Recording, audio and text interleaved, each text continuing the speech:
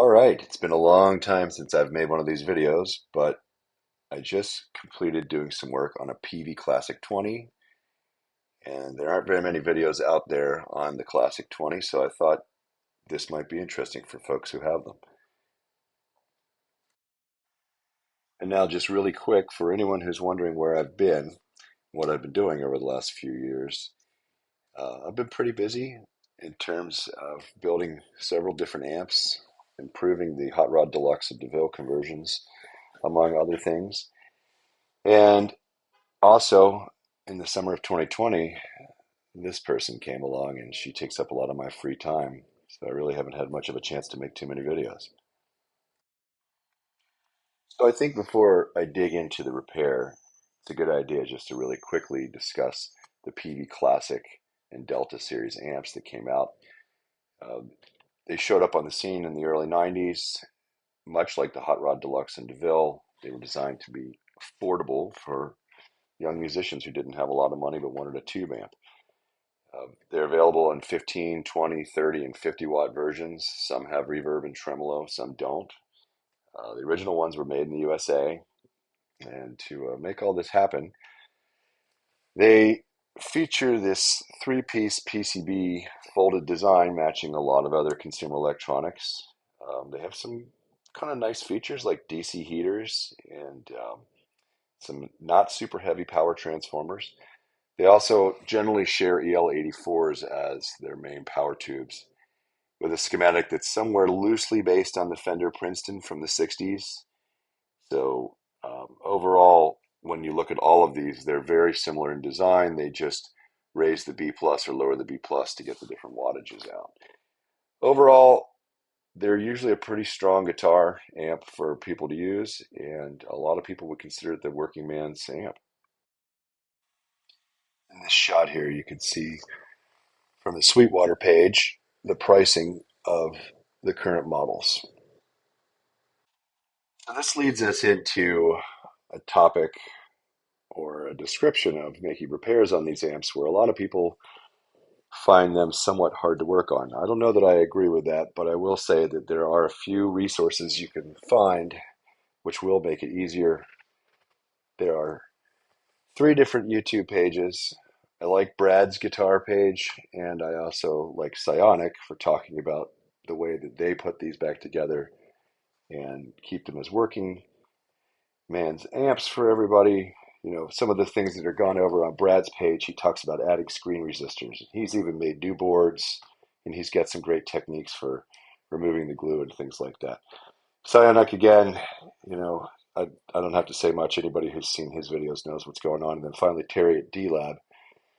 And the final note here is that many years ago, a guy named Steve Ahola put together a huge page on how to do modifications to the Classic / Delta. And if you're looking for that and can't find it online, please feel free to reach out to me and I can send you a copy of what you're looking at here. All right, now we can actually get into the repair. And as I first fired up the amp, before I did so, you can see that the amp is in a different cabinet than the stock, and there's a Marshall speaker there. This pic shows the amp after I've finished the repairs, and I've actually installed tube retainers. Originally, there were no tube retainers on this amp. I'm not really sure why they did that, but that's part of the amp, and I make that suggestion that you might want to go through there and add those. Uh, it's not really a very difficult thing to do, but it's a nice way to protect your tubes. So I did the initial test and plug-in using a current limiter while it was still in the cabinet. And I got a little bit of a pop, but otherwise no sound as I worked my way through the controls. So here you can see when I pulled the chassis, everything looks original. And there's some discoloration in some certain places, starting with that 390 ohm resistor for the screen node. Also, as we look around the corner, we see some burn marks where the bias resistors are. The pads on the side that connect to the cathode are severely damaged, and some of that will need to be addressed in order to get everything back in working shape. So this gave me an idea where to get started. The first thing to do was buzz out that 390 ohm resistor, see if it was damaged, and then make a game plan for both repairs and for upgrades.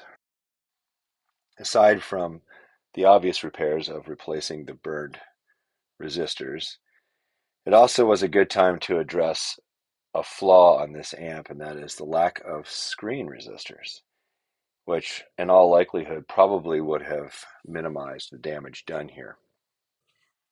As we take a look at the schematic here and I zoom in, you can see that there are no screen resistors for the power tubes.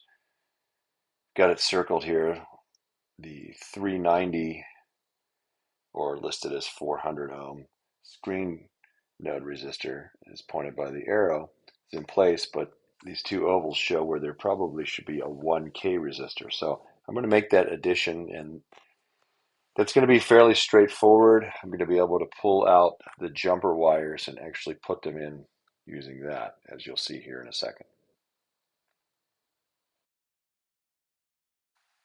As you can see here in the pictures, I've pulled the jumper connector between the boards that represent both screens for each tube. And I wound up running resistors going from one side to the other so that I could jump those in. These are 3-watt 1K, which are fairly standard when you're using EL84 tubes.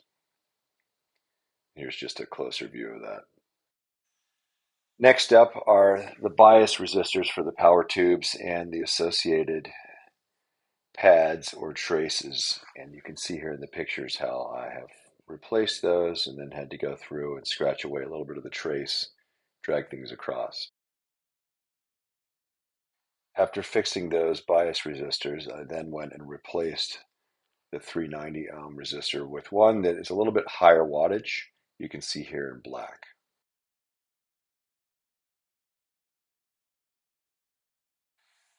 Before going any further, I thought now would be a good time to fire up the amp, test it out, and see if the obvious repairs fixed anything that was wrong. As you can see here in the picture, it's a little bit complicated to get this amp up and running. You have to have some jumper wires. I wound up having a couple spare Molex connectors around and trying to just set that up. You can see as I zoom in here, I extended it from the pieces that are inside the chassis. Upon firing it up, it became very clear that one of the tubes had a bad screen, and of those two new screen resistors, one of them got very hot very quickly, so I turned it off and realized it was time to replace the tube. As shown in the picture, you can see the discoloration on that tube on the label. So to finalize everything, a set of new tubes was installed just to ensure no problems with the screens going forward. But as I mentioned, having those resistors in place, should this come back up, they will go first. With the amp now up and running, it was time to go back in and do what would be the general routine maintenance on a 30-year-old amp. So that starts with redoing the filter caps. And for the most part, I went with the stock values, although I did increase the values on the heaters.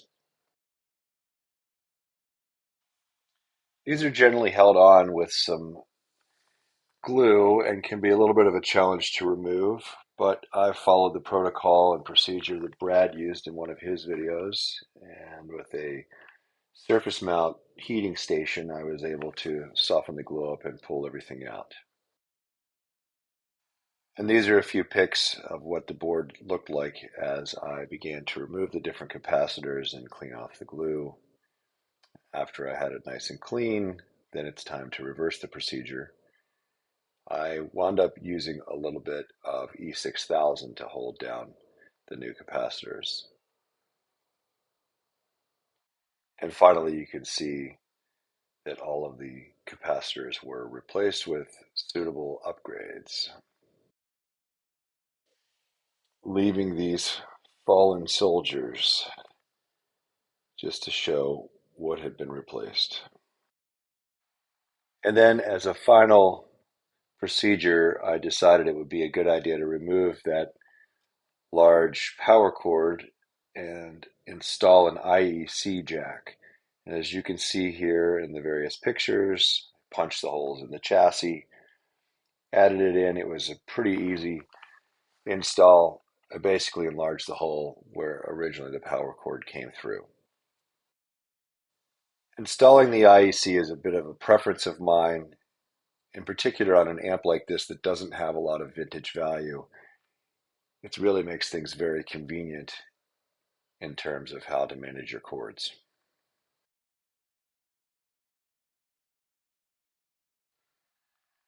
So overall, if I summarize the repair here, which I didn't think was that difficult, but it's also something unique and hopefully helpful to everyone.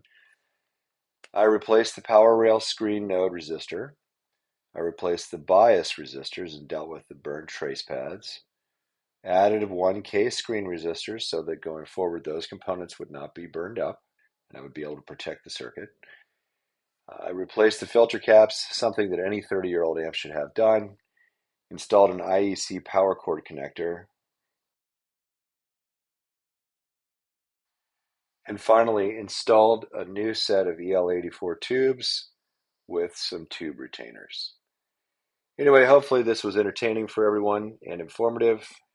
As always, if you have questions or you're working on one of these on your own, please feel free to reach out.